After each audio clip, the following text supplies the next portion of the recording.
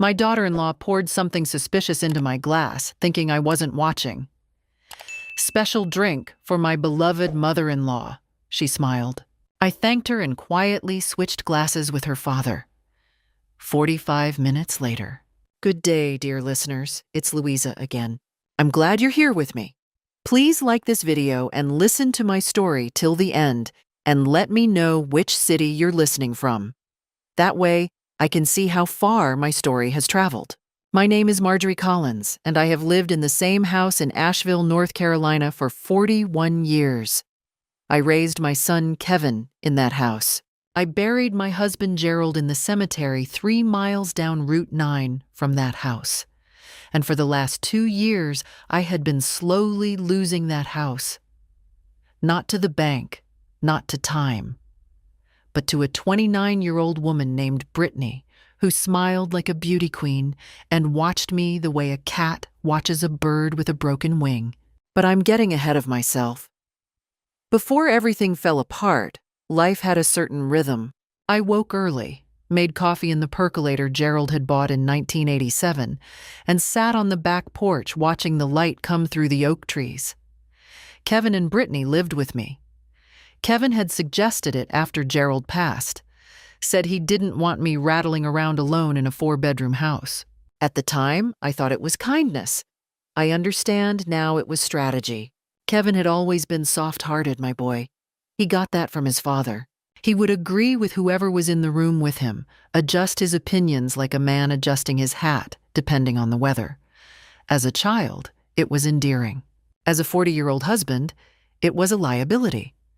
Brittany had understood that about him immediately, I think. Understood it before he'd finished proposing. She was never overtly cruel to me. That's the thing people don't understand when I try to explain it. There were no screaming matches, no doors slammed, no obvious disrespect. It was subtler, a look that lasted half a second too long, a comment about the old way of doing things that carried just enough sweetness to be deniable, a habit of making dinner decisions, household decisions, holiday plans, and announcing them to me rather than consulting me, as though I were a tenant rather than the woman whose name was still on the deed. The first real warning sign came in March, about 8 months after they moved in. I noticed Brittany going through the filing cabinet in Gerald's old study. When I asked what she was looking for, she said she needed the cable bill. The filing cabinet was in a locked drawer. She had found the key. I didn't say anything then. I told myself there was a reasonable explanation, but I started paying attention differently after that. The way you pay attention when something small and cold settles at the base of your spine and won't leave. By June, I had cataloged a pattern. Small things. My mail occasionally opened before I received it, then resealed poorly. A conversation I'd had with my attorney, Dennis Hartley, mentioned back to me by Brittany with details she shouldn't have known. Kevin growing quieter around me, more careful. The way a man grows careful when he's been coached. Was I paranoid? I asked myself that question regularly. I was 68 years old and grieving, and living with a woman who made me feel like a guest in my own home. Grief and loneliness can distort things. I knew that. But I also knew what I had seen, and I had learned in 68 years of living to trust what I had seen. The dinner party in July was Brittany's idea.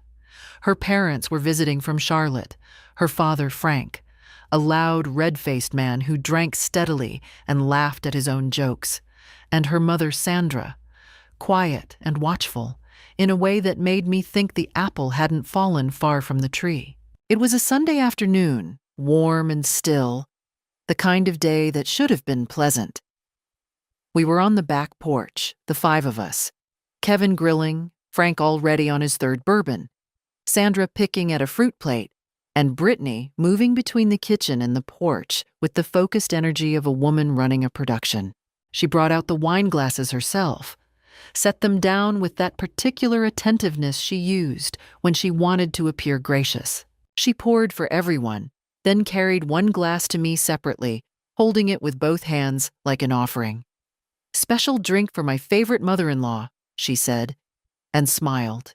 I thanked her. I held the glass and watched her turn away toward Frank to refill his bourbon.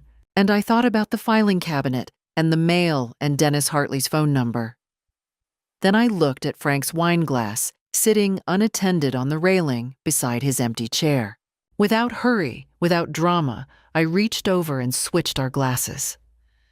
45 minutes later, Frank was slumped in his chair, barely coherent, his words sliding into each other like wet paper. Sandra was gripping his arm, white-faced. Kevin was calling 911, and Brittany was standing very still in the kitchen doorway, staring at her father, with an expression on her face that I had never seen before and hope never to see again. She wasn't surprised. She was calculating. That was the moment I understood exactly what I was dealing with. The ambulance came in 11 minutes, I counted. Frank was helped onto a stretcher, semi-conscious, his face the color of old putty. The paramedics asked about medications, allergies, how much he'd had to drink. Sandra answered in a shaking voice. Kevin hovered. Brittany stood near the porch steps, arms crossed, and I watched her watch the paramedics, calculating, contained, her face rearranged now into appropriate concern. She never looked at me, not once. In all the chaos of the next 40 minutes, not once did Brittany look at me. That told me everything. I went inside on the pretense of getting my cardigan and sat down at the kitchen table for 3 full minutes. My hands were steady, which surprised me. My mind, however, was moving very fast. What had been in that glass? I didn't know. Something that had rendered a 200-pound man incoherent within 45 minutes. A man who had already consumed 3 bourbons, yes, but who was, by Brittany's own cheerful admission, a man who could drink all day and still drive home. Was it a sedative? Some kind of drug dissolved in the wine? I had no way to know. The glass had been taken inside, rinsed. I had seen Brittany do it with her own hands while the paramedics were loading Frank, moving quickly, efficiently, as though washing dishes were the most natural thing in the world in that moment. The evidence was gone. She had made sure of it. By the time Kevin drove Sandra to the hospital and I was left alone in the house with Brittany, I had assembled the situation clearly in my mind. She had drugged a glass of wine that she had intended for me. The drug had gone to her own father instead. She had destroyed the evidence within minutes, and now she was standing at my kitchen sink, washing the remaining glasses with calm, methodical movements, humming something faintly under her breath. "Poor Dad," she said, without turning around.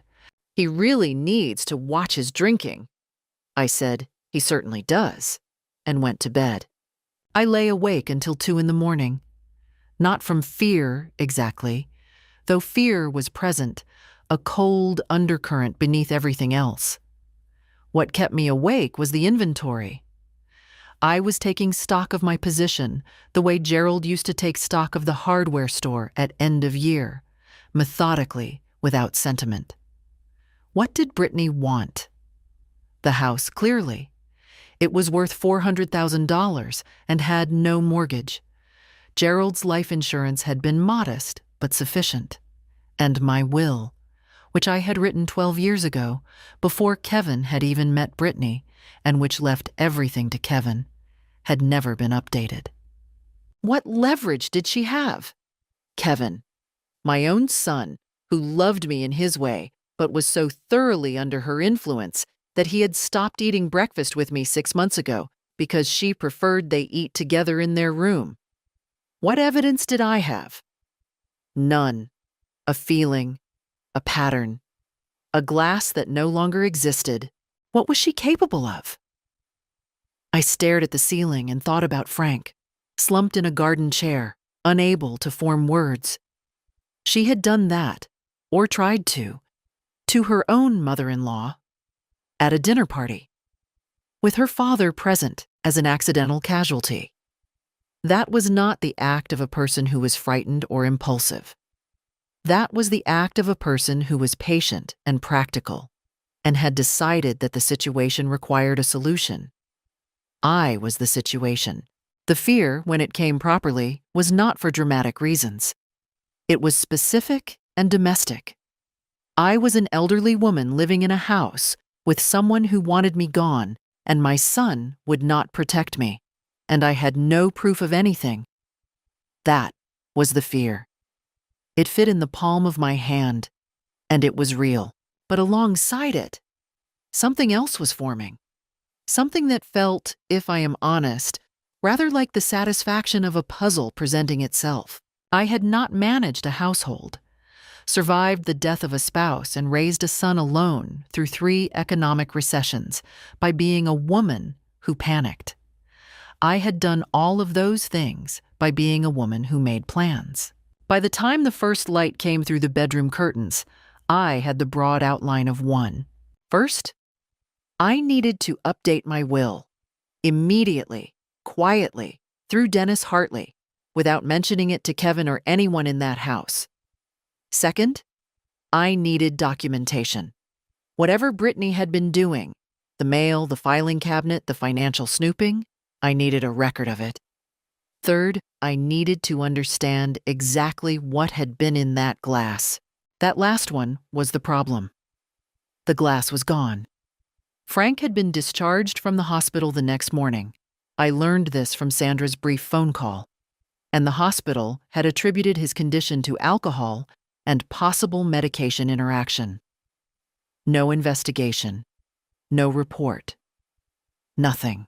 But Frank had been in that chair, and I had been holding a different glass, and Brittany had known exactly which glass was which. I got up, dressed carefully, and went downstairs to make coffee.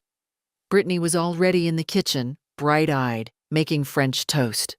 "Good morning, Marjorie," she said. "How did you sleep?" "Wonderfully," I said, and smiled, and meant it.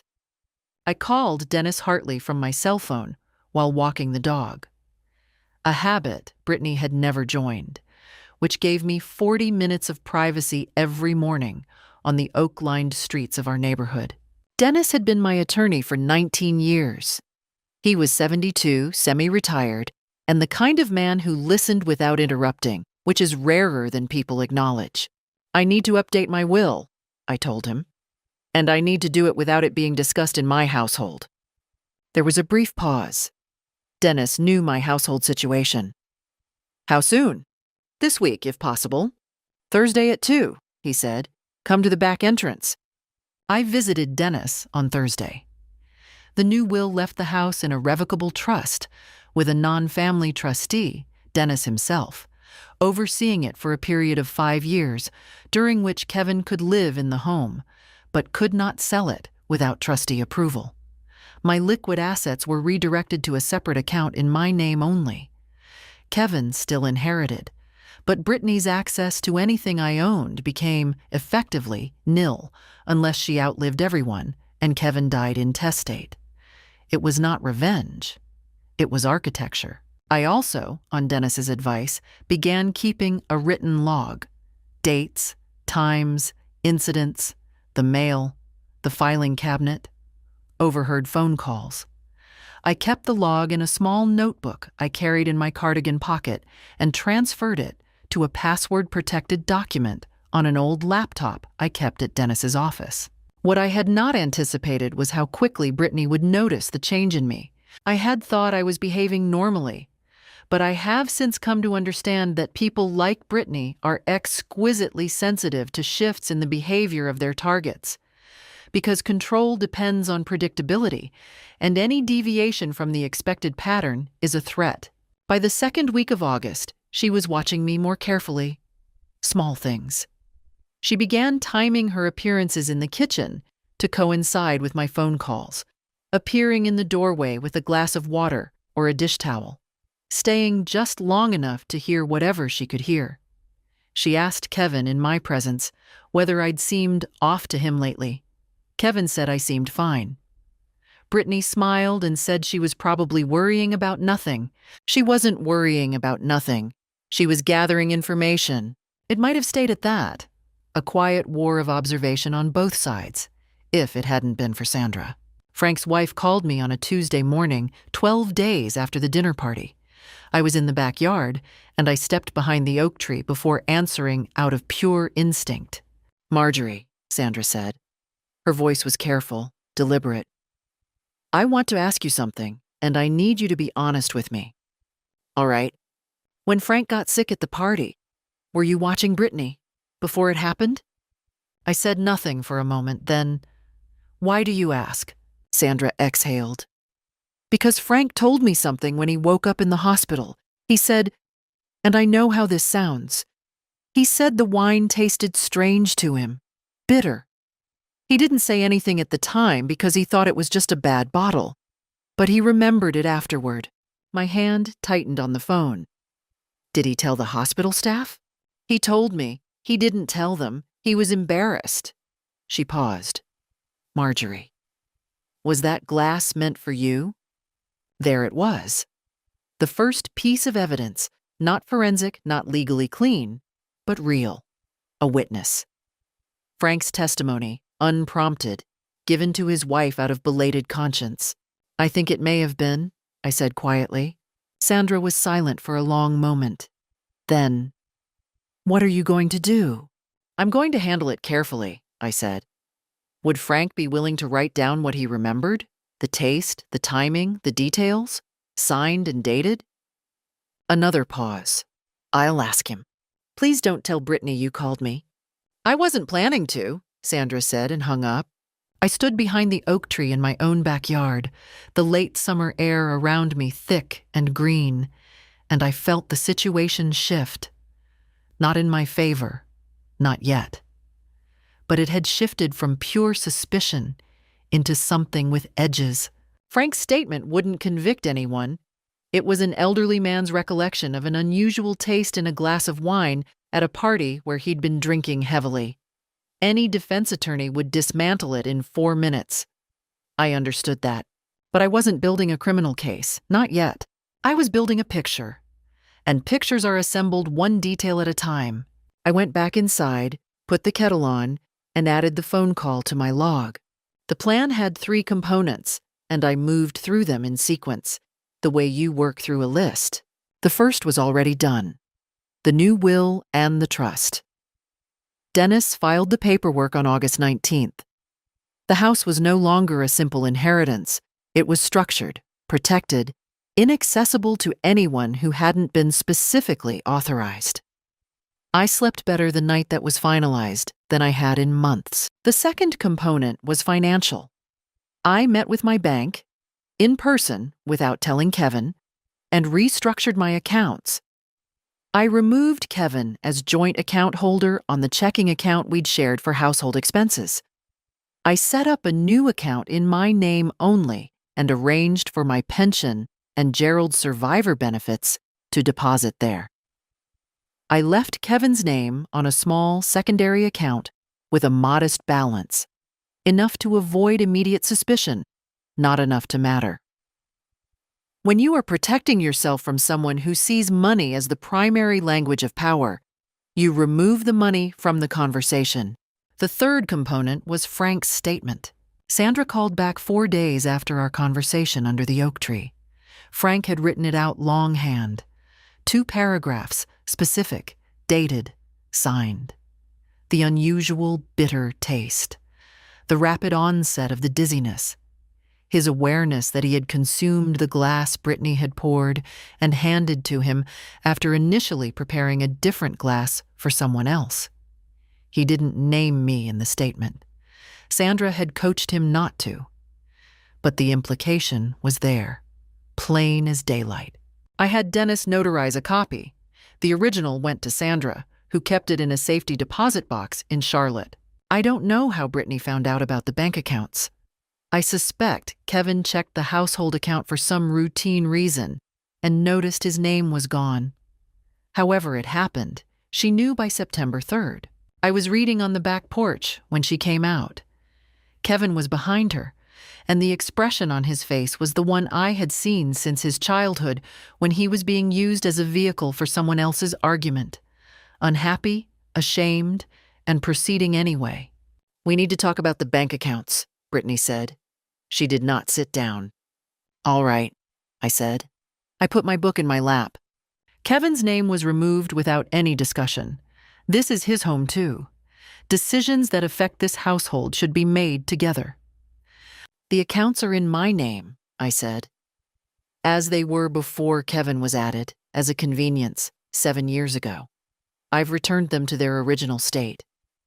Kevin said, Mom, it feels like you don't trust us. This house and these accounts represent everything Gerald and I built over 40 years, I said. I've made the decision to manage them myself. That is my right. Brittany's voice dropped. It lost the conversational texture and became something else.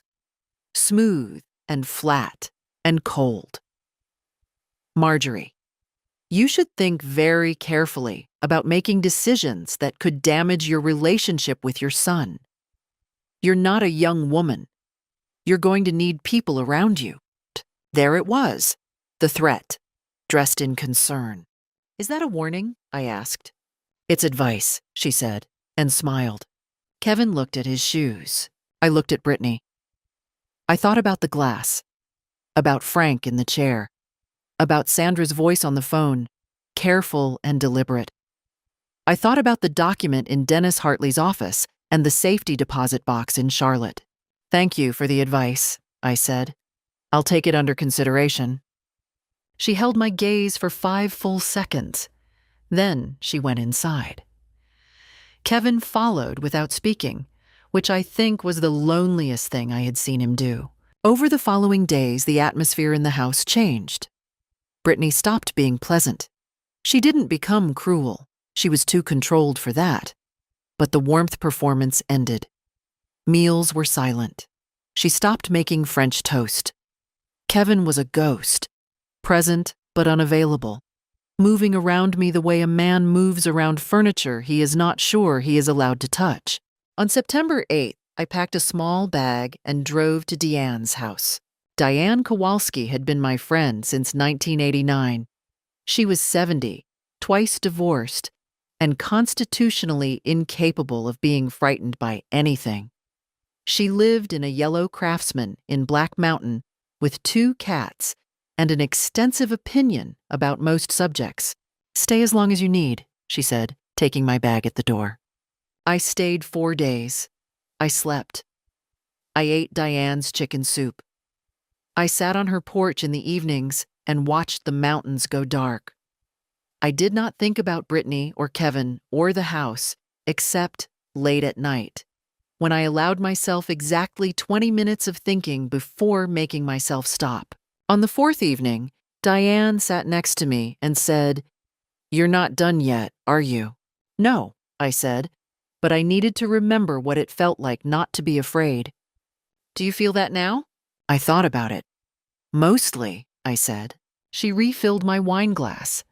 From a bottle she had opened herself, which we had both poured from, which made us both laugh in a way that felt like medicine.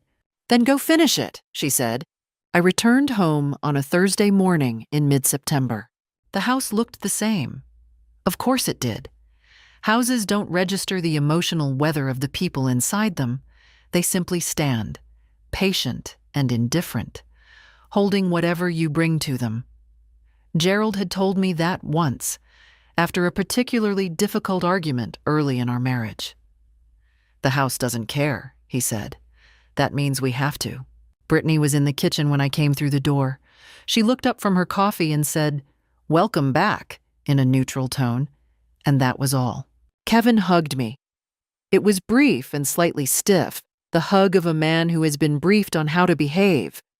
But there was something genuine in it underneath. A flicker of the boy he had been, the one who used to fall asleep on my shoulder watching baseball. I patted his back and let him go. By the weekend, something unexpected happened. Brittany began being pleasant again. Not the previous calculated warmth, something more careful and restrained. She asked if I needed anything from the grocery store. She made coffee in the morning and left a cup out for me. She mentioned, casually, that she had been thinking about how things had gotten a little tense and that she hoped we could move past it. I recognized it immediately for what it was. Not reconciliation, a probe. She was testing whether I could be brought back inside the circle of her management, whether pleasantness would soften what I had done, make me accessible again, undo the financial protections I had put in place. I was entirely pleasant in return. I thanked her for the coffee. I agreed that tension was unpleasant. I offered nothing. Does it sound cold? Perhaps. But there is a difference between warmth and openness, and I had learned, late at 68, but I had learned, that showing Brittany any crack in my position was the same as handing her a key.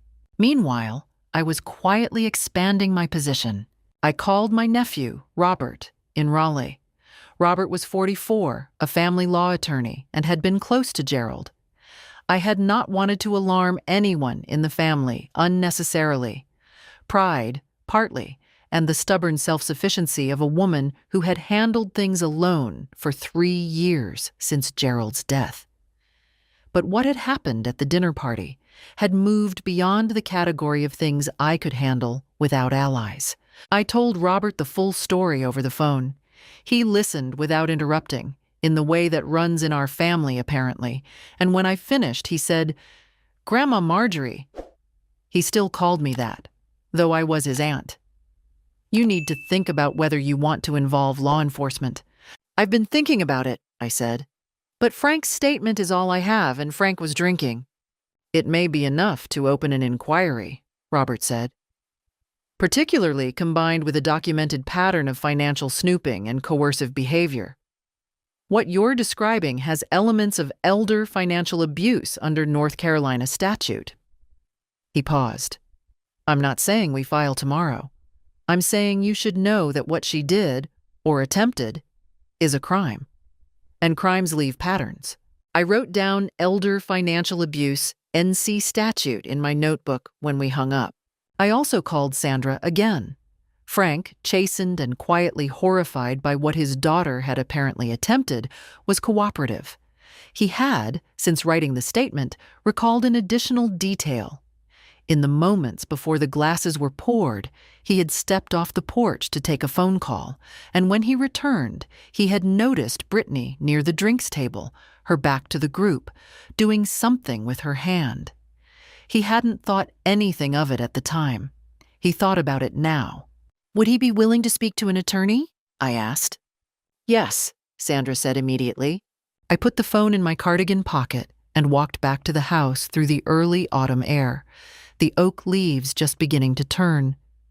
The trees were the same ones Gerald had planted 30 years ago. They were large and permanent, and entirely mine. Nobody was taking them. They came on a Sunday. I say they came as though it were an event planned by the weather. Something to be observed and weathered. In a sense, that's how I had begun to think of Brittany's maneuvers. Weather. Predictable once you understood the patterns. Kevin knocked on my bedroom door in the morning and asked if we could all sit down together. His voice was gentle, effortful. The voice of a man delivering a speech he had rehearsed. I said yes. I would meet them in the living room in 20 minutes. I took my time. I dressed carefully. Not for armor, exactly, but because I had discovered in the past weeks that the small acts of putting oneself together have a way of assembling one's interior as well. I wore Gerald's favorite color on me, a deep blue cardigan. I made sure my notebook was in my pocket. Then I went downstairs. They were sitting on the sofa together. Brittany had done something interesting with her presentation. She wore no makeup, had her hair pulled back simply, projected an aura of vulnerability that I recognized as calculation of a high order. Kevin had his hands on his knees.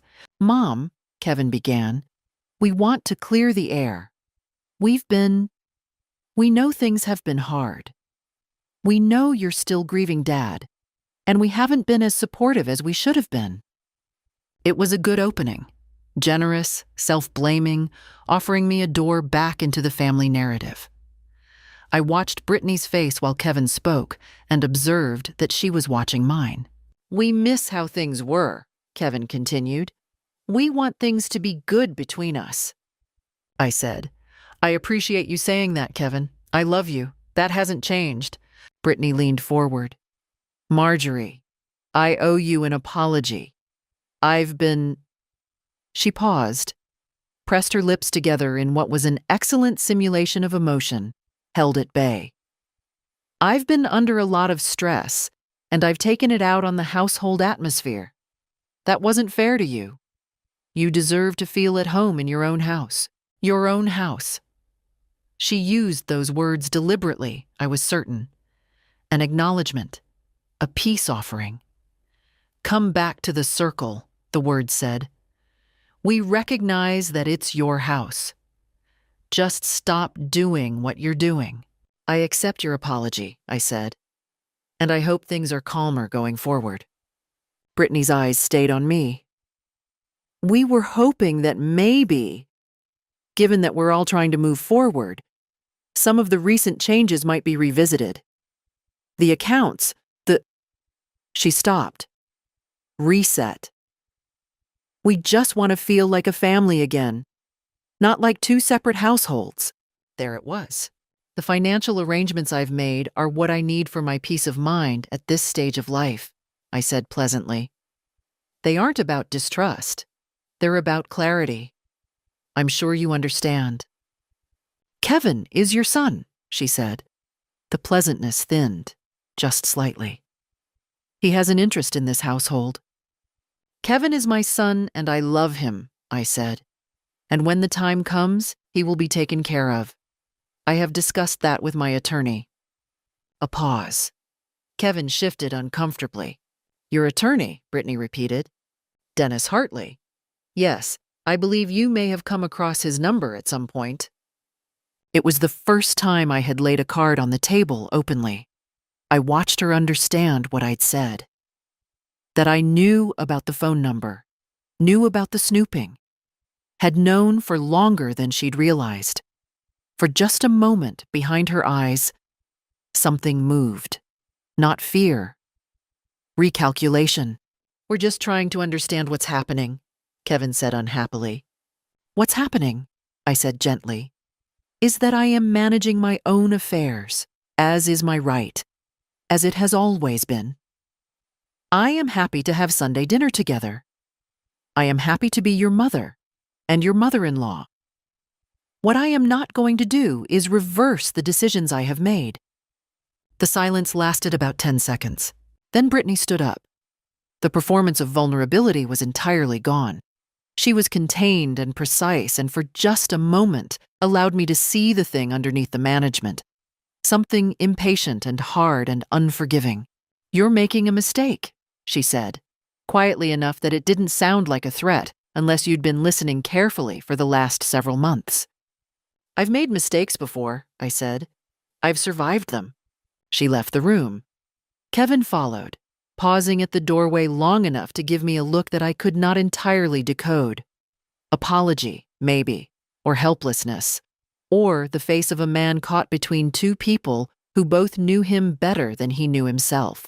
I sat in the living room alone after they'd gone upstairs. Outside, a car passed. Somewhere in the neighborhood, someone was mowing a lawn. My heart was beating somewhat faster than normal. Not panic. Something more specific. The awareness that I had now made my position entirely clear, and that there was no version of this in which Brittany accepted that and moved on. The confrontation had been the end of the diplomatic phase. What came next would be different. Was I frightened? Yes. But the fear felt clean, I noticed. Uncomplicated. It made me want to move forward, not backward. I took out my notebook and wrote down the date and a summary of the conversation. Then I called Robert. Robert drove up from Raleigh on the first Friday of October. He was tall, like Gerald's side of the family, broad-shouldered, with Gerald's unhurried way of walking. He brought his colleague, a woman named Patricia Owens, who worked in elder law and had, Robert informed me over the phone, seen situations like mine more than anyone would prefer. We met at Dennis's office on Friday afternoon. The four of us sat around Dennis's old conference table, and I laid out the full account. Everything from the filing cabinet in March to the Sunday conversation 3 weeks ago, while Patricia took notes and Dennis occasionally interjected with documents. The new will, the trust paperwork, my notebook, photocopied in its entirety, Frank's signed statement, notarized, Sandra's contact information. Patricia was quiet for most of it. When I finished, she looked at her notes for a moment and then said, "Mrs. Collins, what Brittany attempted at that dinner party, if it's substantiated, is criminal. Administering a substance to another person without consent is a felony in North Carolina."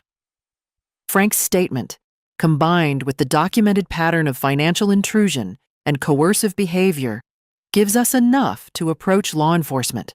"Enough to prosecute?" I asked. "Enough to investigate," she said carefully. "Investigation is how prosecution begins." I had known it would come to this. I had been building toward it for weeks. And yet hearing the word criminal applied to my son's wife in a room with an old conference table and a plate of untouched cookies was a different thing than holding it abstractly in my mind. I thought about Kevin. I thought about what this would cost him. His marriage, his sense of the life he believed he'd been living, the story he had told himself about the woman he chose. That cost was real, and it was his to carry, and I could not spare him from it. A mother's instinct is to absorb damage on behalf of her children, but I had learned in the preceding months the difference between protection and enabling, between shielding your child from harm and shielding him from truth. Then I thought about Frank in the garden chair, words sliding out of him like water. I thought about what would have happened if I hadn't switched the glasses. I thought about the way Brittany had moved to the sink. Unhurried, efficient, rinsing the evidence away while the paramedics were still on the porch. "Let's proceed," I said. Robert had already made contact with Detective James Harris of the Asheville PD Elder Abuse Unit. Yes, such a unit exists, which I had not known. And Detective Harris met with me and Robert the following Monday. He was a careful, soft-spoken man of about 50, who asked questions in a way that made you feel listened to without making you feel interrogated. He had kind eyes and a methodical notepad and the particular stillness of someone who had heard many difficult stories and understood that the telling of them was its own kind of labor. I gave him everything: the notebook, the photocopies, Frank's statement. He explained that they would need to speak with Frank directly, and that the investigation would take time, and that I should not expect Brittany to be arrested next week. He also said, which I appreciated for its candor, "You've documented this well. That matters." What I had not accounted for was how quickly word would move. I had been careful. I had told no one in my immediate circle about the meeting with Detective Harris. But Sandra, I learned later, had mentioned to a mutual acquaintance that she'd given a statement to an attorney, and that acquaintance had a sister who knew Kevin from his gym and, in the dense interlocking geography of a small city's social networks. By Thursday of that week, Brittany knew. She arrived in the kitchen that Thursday evening while I was making tea, and she closed the kitchen door behind her, and for the first time in all of our time together, she dropped every version of the management. "You went to the police," she said. "I spoke with a detective, yes. About a glass of wine at a party. About a pattern of behavior," I said. The glass was one element. She took 2 steps toward me. Not threatening exactly. She was too controlled for that, but close enough to be deliberate. "Do you understand what this does to Kevin? To our marriage? You're going to destroy your son's life because you're a paranoid old woman who—" "Brittany." My voice came out very quiet and very level. I hadn't planned that tone. It arrived fully formed, the way things do when you have been building toward them for a long time. "I am 68 years old. I have been managing difficult situations since before you were born, And I have been very patient with you. She stopped. The detective has Frank's statement, I said. He has my log. He has copies of my financial records showing the pattern of access to my accounts and documents.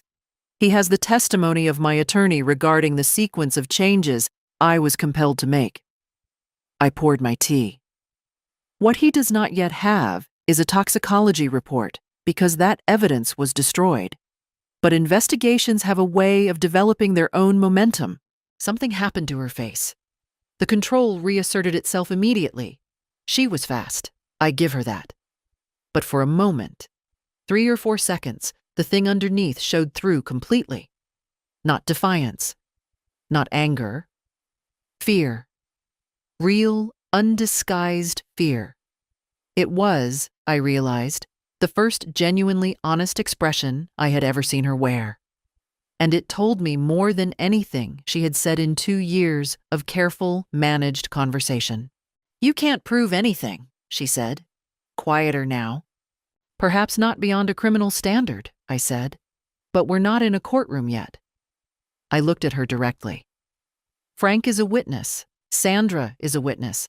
My attorney is a witness, and I have been keeping records since April. I picked up my tea. That is quite a lot of proof for a paranoid old woman. For a moment she simply stood there, and I watched her cycle through what I imagined were her remaining options. And I watched her recognize that each one of them led somewhere she had not prepared for. She had built her plans on the assumption that I would not fight back, that age and grief and the social training of women of my generation would keep me quiet and accommodating until there was nothing left to protect. She had miscalculated. She left the kitchen. I heard her upstairs, speaking in a low, urgent voice to Kevin. I heard Kevin's voice, rising once, then going quiet. I heard a door close. I sat at the kitchen table and drank my tea. My hands were entirely steady. The investigation lasted 11 weeks. Detective Harris was methodical in the way that good investigators are. Thorough, unhurried, resistant to pressure. He spoke with Frank 3 times. He spoke with Sandra. He spoke with Dennis Hartley, who provided records of the timeline of my estate changes with the precise, unhurried testimony of a man who had been in the room for all of it and had the files to prove it. He subpoenaed Brittany's phone records for the period surrounding the dinner party, and what those records showed, Robert told me later, was a series of searches conducted in the weeks before the party that were difficult to explain as innocent curiosity. Questions about sedative dosages, about substances soluble in wine, about the detection window of certain compounds. Brittany had used her own phone. I have since learned that this is not uncommon. People who plan things they believe they will never be held accountable for tend to be careless, because carefulness requires imagining consequences you don't believe will arrive. She had spent 2 years treating me as a problem to be managed, and in doing so, she had made the fundamental miscalculation of the overconfident. She had underestimated the person she was managing.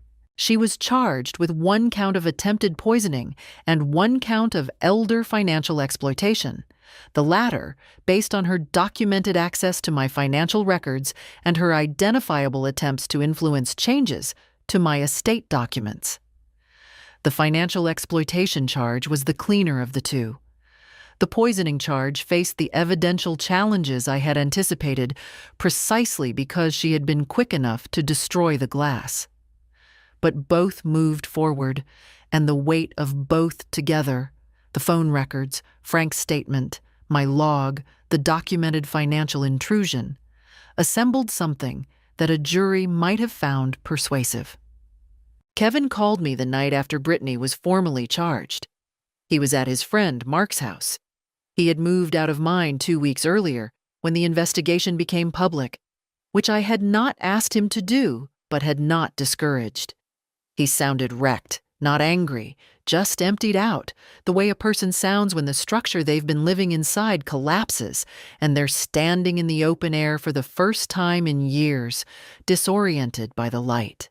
"Mom," he said, "I didn't know. I want you to know that." I believe you, I said. And I did, mostly. Kevin was not complicit. He was incapacitated, which is a different thing, though not without its own costs. A man who does not know what is happening in his own household because he has surrendered his attention to someone else is not a villain. But he is not blameless either, and I suspected he understood that. I'm sorry, he said. Kevin, I said, you're my son. None of what has happened changes that. But I need you to understand that this is real, and it happened. And I need you to sit with that without minimizing it. A long pause. Okay, he said finally. Okay. Brittany hired a private attorney. Her parents, I was told, took out a second mortgage to pay the retainer, which I found painfully ironic given the circumstances. The attorney was competent and moved to challenge the admissibility of the phone records and to frame Frank's statement as the unreliable recollection of an acknowledged heavy drinker. The judge allowed the phone records. Frank held up under cross-examination better than anyone had expected. Better, I suspect, than Brittany's attorney had expected. He was sober, clear-eyed, and specific. He remembered the taste. He remembered the timing. He remembered returning from his phone call to find Brittany near the drinks table, her back turned. He said these things quietly and without drama and did not waver. Sandra told me later that he had stopped drinking entirely after the dinner party, as though the event had frightened something clean in him. At the end of the process, 9 months after that Sunday afternoon on my back porch, Brittany accepted a plea agreement. She pleaded guilty to the financial exploitation charge and received a suspended sentence with 3 years of probation, mandatory counseling, and a restraining order that effectively prevented her from entering my property. The poisoning charge was reduced and suspended pending the probationary period. It was not the outcome I would have written if I were writing fiction. In fiction, there are satisfying certainties. In real life, there are plea agreements and probationary periods and charges that are reduced because evidence was rinsed down a sink on a Sunday afternoon in July. I had known that going in, and I had made my peace with it. Because the goal had never been a particular sentence. The goal had been safety and documentation and the dismantling of her access to everything I had built. All of that had been achieved, fully and without compromise. The criminal record was real. The restraining order was in place. The trust protected my house. My finances were entirely my own.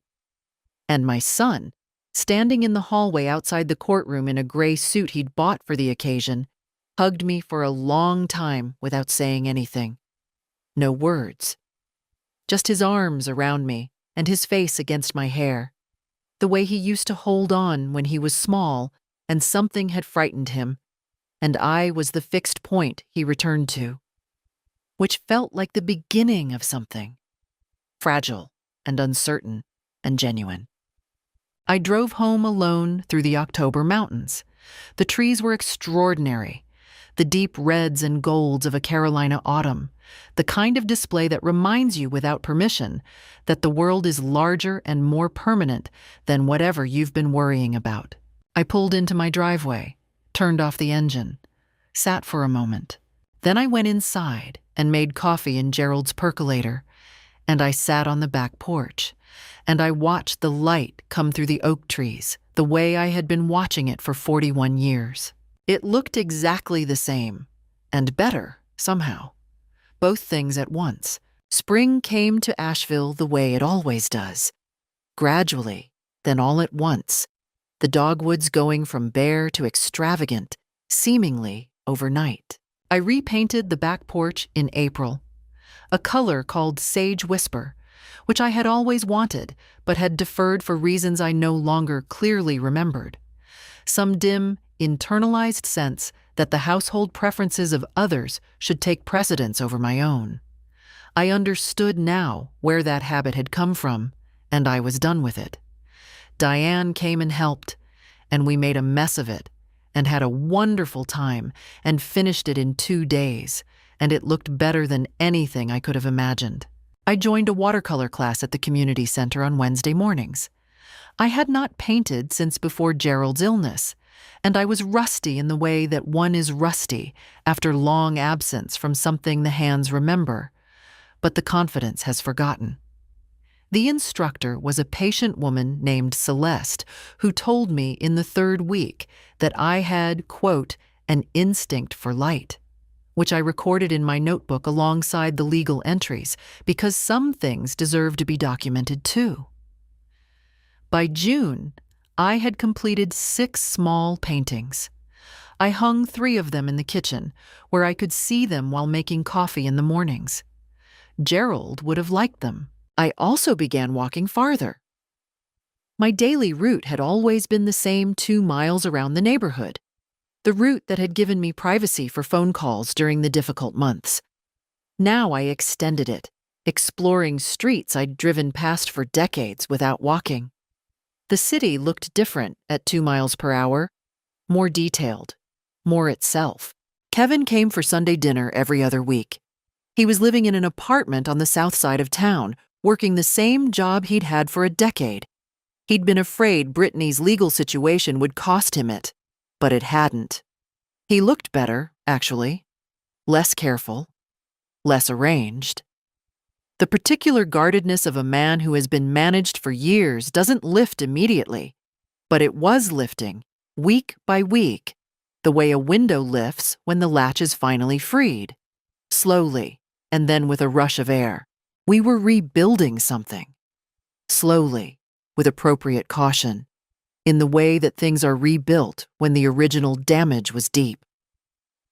There were awkward silences sometimes. There were moments when I could see him working through the contradiction of loving 2 people and discovering that one of them had been something other than what he'd believed. He asked me once, over pot roast, whether I thought he'd been foolish. I told him I thought he'd been trusting, and that trust is not foolishness until someone weaponizes it. He sat with that for a while. Then he had a second helping. I took that as a good sign.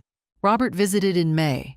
He brought his wife and their youngest, a 10-year-old girl named Emily, who immediately claimed my back porch as her personal domain and spent most of the weekend reading on it with great seriousness, which I found entirely delightful. She was the kind of child who asked unexpected questions and listened to the answers, and I liked her very much.